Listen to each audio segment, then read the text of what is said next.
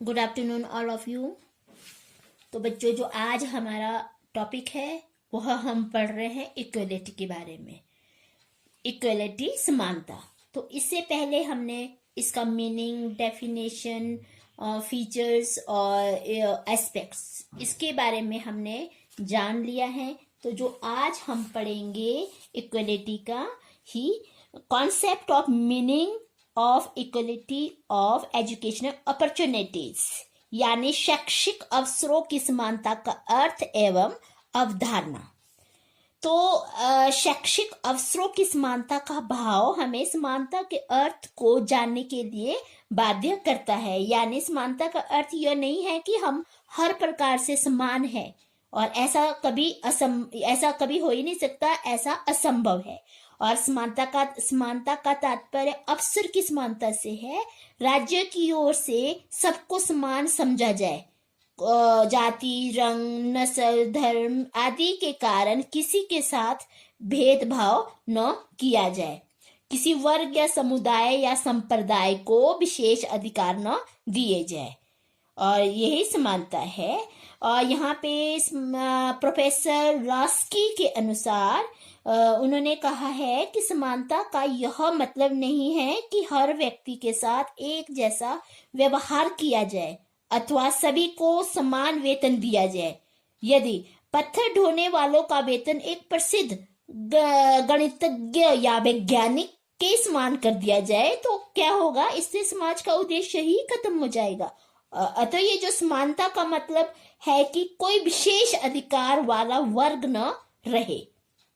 और यहाँ पे प्राथमिक स्तर पर इस वितरण के सिद्धांत का मतलब है कि बिना किसी भेदभाव के एक निश्चित समय तथा निःशुल्क एवं जरूरी शिक्षा की व्यवस्था की जाए। और मध्य स्तर पर इसका अभिप्राय यह है कि विभिन्नीकृत पाठ्यक्रम की व्यवस्था, जिससे व्यक्तियों की जरूरतों तथा इच्छाओं को संतुष्ट किया जा सके। और उच्च शिक्षा के स्तर पर इसका तात्पर्य है कि समस्त नागरिकों के लिए शैक्षिक मौकों की व्यवस्था की जाए जो इस शिक्षा से लाभ उठाने की क्षमता रखते हैं और उसके बदले में समाज को उपयुक्त योगदान देने में काबिल है।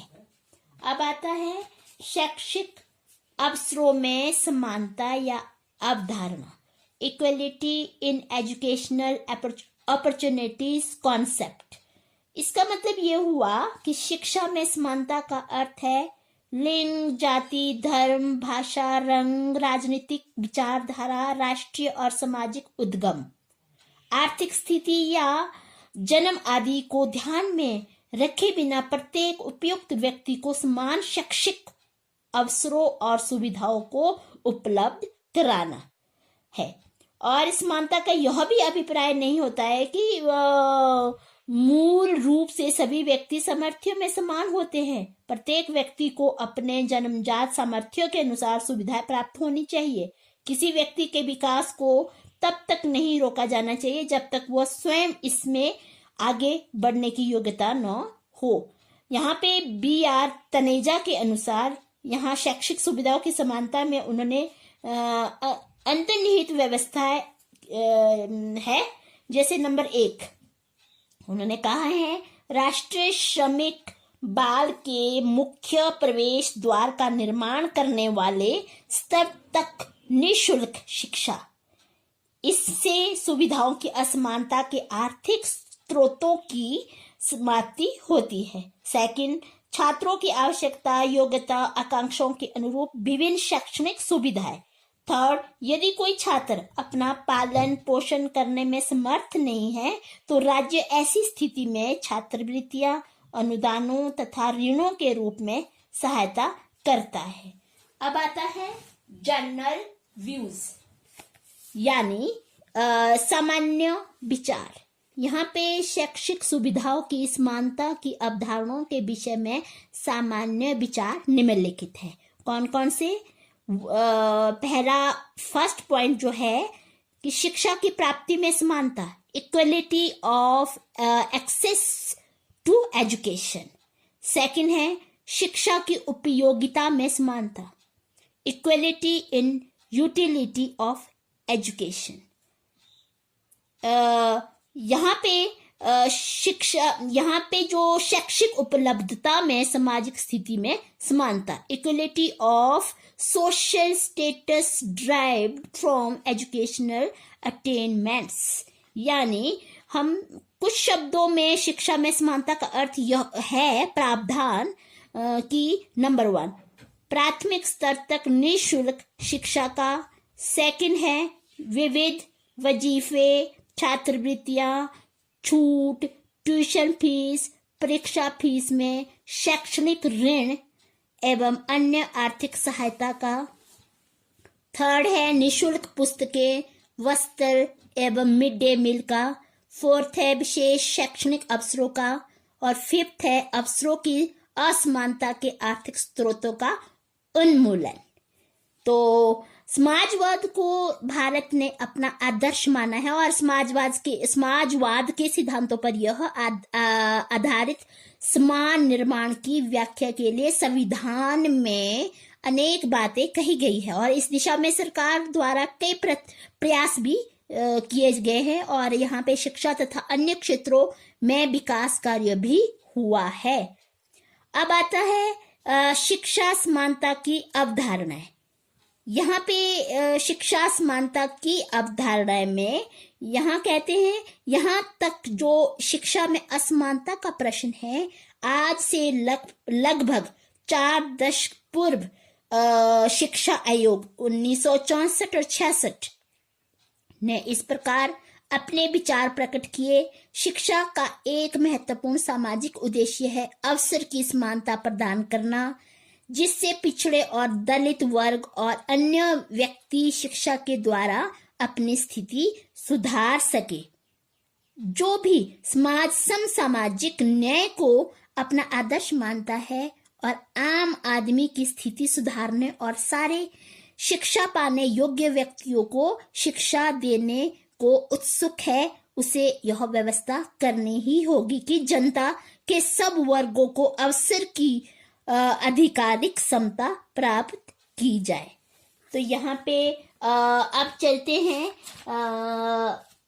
और यहाँ पे ये भी कह सकते हैं कि राष्ट्रीय शिक्षा का मूल मंत्र ही यही है कि एक निश्चित स्तर एक हर व्यक्ति को बिना किसी जाति, धर्म, लिंग भेद के लगभग एक जैसी शिक्षा उपलब्ध हो। समानता के उद्देश्यों को साकार बनाने के लिए सभी को शिक्षा का समान अवसर उपलब्ध कराना आवश्यक होता है। समान जो अवसर कराना ही पर्याप्त नहीं होगा, ऐसी व्यवस्था भी कराना आवश्यक है जिससे सभी को शिक्षा में सफलता प्राप्त करने के समान अवसर भी मिल सके। इससे क्या होगा, नई शिक्षा नीति में विषमताओं को दूर करने पर विशेष बल दिया गया है और अब तक वंचित रहे लोगों की विशेष आवश्यकता को ध्यान में रखते हुए शिक्षा के समान अवसर प्रदान करने पर बल दिया गया है।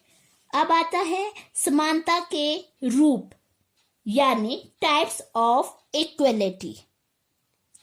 यहाँ पे क्या है, इसके लॉर्ड ब्राइस ने 4 प्रकार की समानता के बारे में यहाँ पे लिखा है।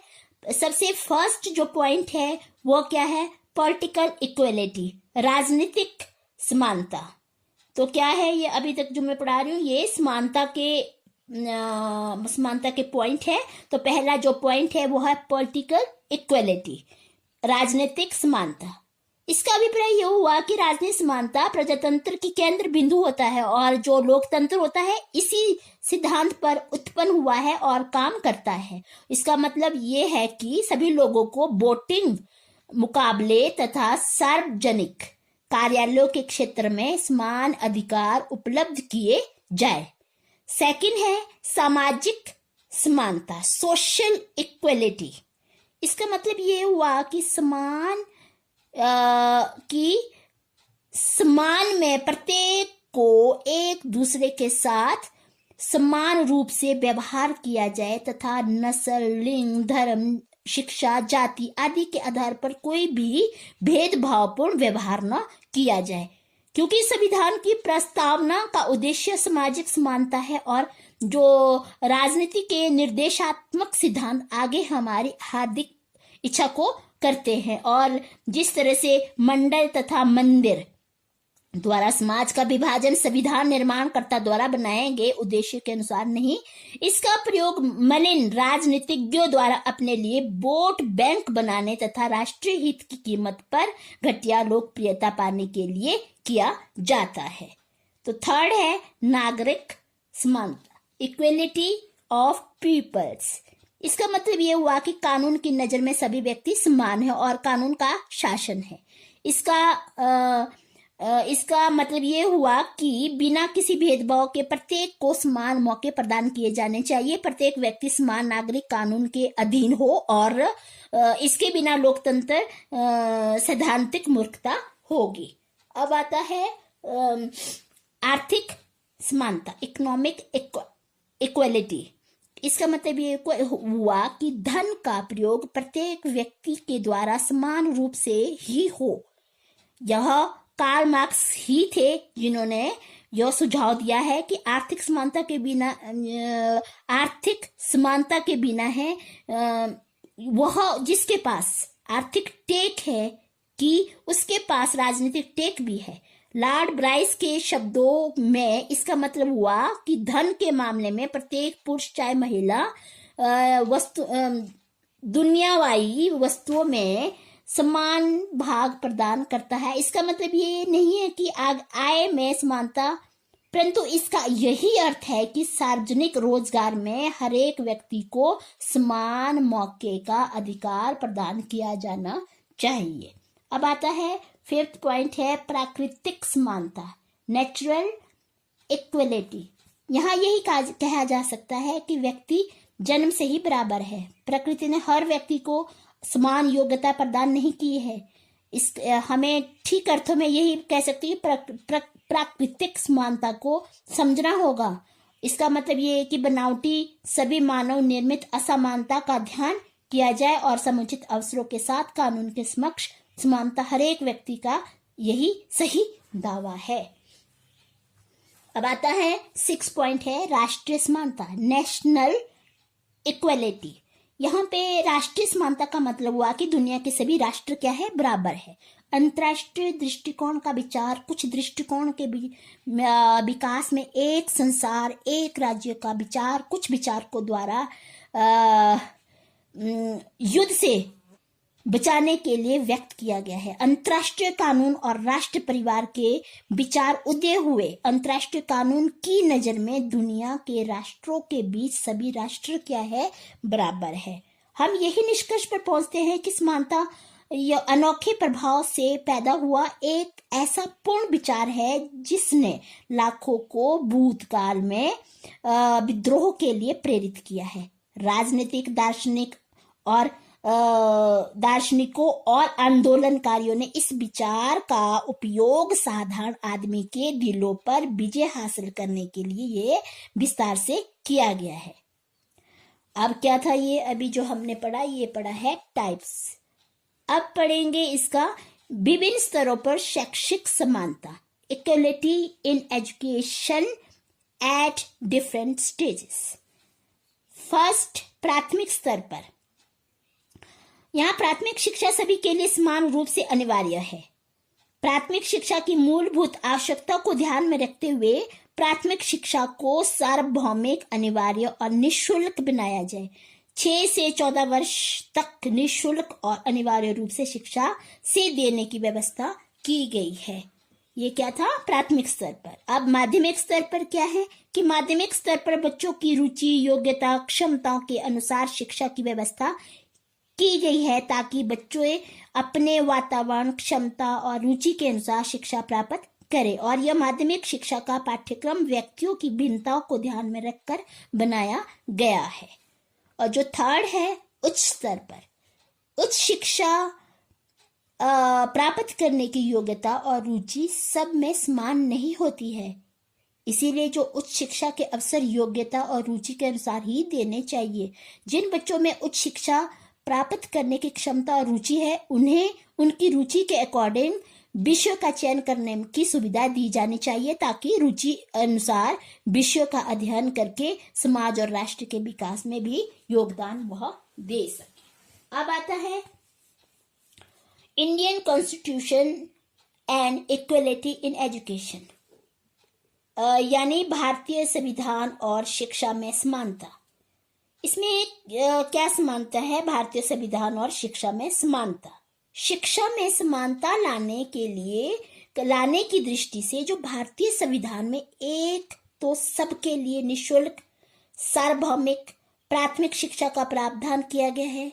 इसके लिए जो अनुच्छेद 29, 30, 31 के अंतर्गत यह भी व्यवस्था की गई है, यानी 29, अनुच्छेद 29, 30, 31 यह व्यवस्था की गई है। नंबर 1, राज्य द्वारा संचालित व राज्य से मान्यता प्राप्त शिक्षा संस्थाओं में प्रवेश बिना किसी भेदभाव के सबके लिए समान रूप से खुला है। सेकंड, सभी वर्गों को शिक्षा संस्थाएं खोलने का समान अधिकार है। सहायता देने में राज्य किसी संस्था के साथ कोई भेदभाव नहीं बरतेगा। थर्ड है, स्त्रियों, बच्चों व पिछड़े वर्गों के लिए विशेष शिक्षा सुविधाएं दी जानी चाहिए ताकि वे समाज के अन्य वर्गों के बराबर पहुंच सके। यहाँ पे क्या है कि इस प्रकार से क्या है, जो हमारा भारतीय संविधान प्राथमिक शिक्षा को सार्वभौमिक बनाकर इस स्तर पर शिक्षा के क्षेत्र में समानता लाना चाहता है। और माध्यमिक स्तर पर इसका अभिप्राय यह है कि शैक्षिक पाठ्यक्रम को विविधतापूर्ण बनाकर सबको उनकी रुचि एवं योग्यता के अनुसार उसे शिक्षा प्रदान करना। और जो उच्च स्तर पर है इसका अभिप्राय हुआ कि सभी समान रूप से योग्यता प्रदान के आधार पर प्रवेश दिया जाए। तो बच्चों, आज हमने पढ़ा तो आपको समझ आ गया होगा। तो कल पढ़ेंगे शैक्षिक असमानता को दूर करने के उपाय। Thank you.